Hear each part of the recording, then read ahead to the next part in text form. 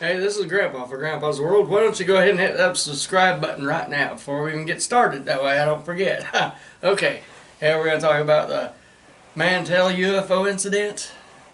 On January 7th, 1948, a Kentucky Air National Guard pilot died. He was only 25 years old. His name was Captain Thomas F. Mantell.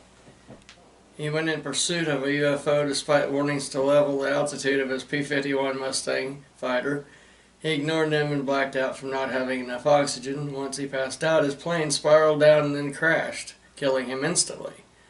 Now fast forward to 1956 to a Captain Edward Ruppelt of the Air Force.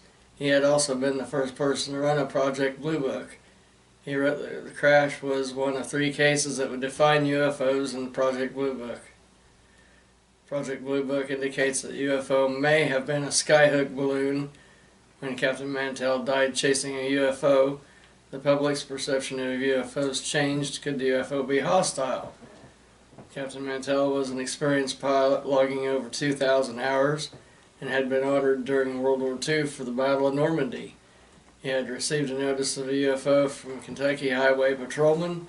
They described the flying object as being round and about 275 feet in diameter. The report came from Owensboro and Irvington around 1:30 or so in the afternoon. 3 people saw a white object in the sky and about a quarter size of the moon with binoculars. It had a red border around the bottom of it. It seemed to stay in one spot for a couple hours. People at the Clinton County Army Air Force Field described it as a flaming red cone with a green mist. They watched it for about 30 minutes and it dropped close to the ground, stayed for a few seconds, and then it started to go up. Captain Mantell was in the air close by when it went up into the sky and disappeared. Sergeant Quentin Blackwell saw the UFO while he was in the control tower at Fort Knox, so he was communicating with the pilots the whole time.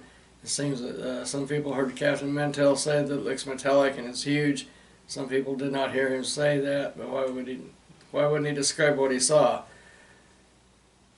2 pilots were in the aircraft alongside Mantell, and they said the UFO was tiny, and this is when Mantell ignored the suggestion to level out and see what he could. He wanted to get closer. The other 2 pilots leveled out, but Mantell kept going. Once he passed 25,000 feet, he passed out from lack of oxygen, crashed on the Kentucky-Tennessee state line south of Franklin, Kentucky on a farm. When the firemen got there to the site, Mantell's seatbelt had been shredded and the watch had stopped at 3:18 p.m. By 3:50, the UFO was gone. This incident went nationwide by the media, and of course many rumors such as the flying saucer was a Soviet missile. It was a spacecraft that shot down Mantell's fighter plane. Captain Mantell's body was riddled with bullets. The body was missing. The plane disintegrated. The wreckage became radioactive. Westerners were proven to be wrong. Mantell was trying to get to the planet Venus. An Air Force major, during an interview before several reporters, said that Mantell was trying to fly to Venus in 1952. Captain Edwards turned his attention to a skyhook balloon. There was a skyhook balloon in the sky at the time. Oh well, go figure. That's it for Grandpa's World tonight. We'll see you later on. Have a good evening or day or whatever time you see this.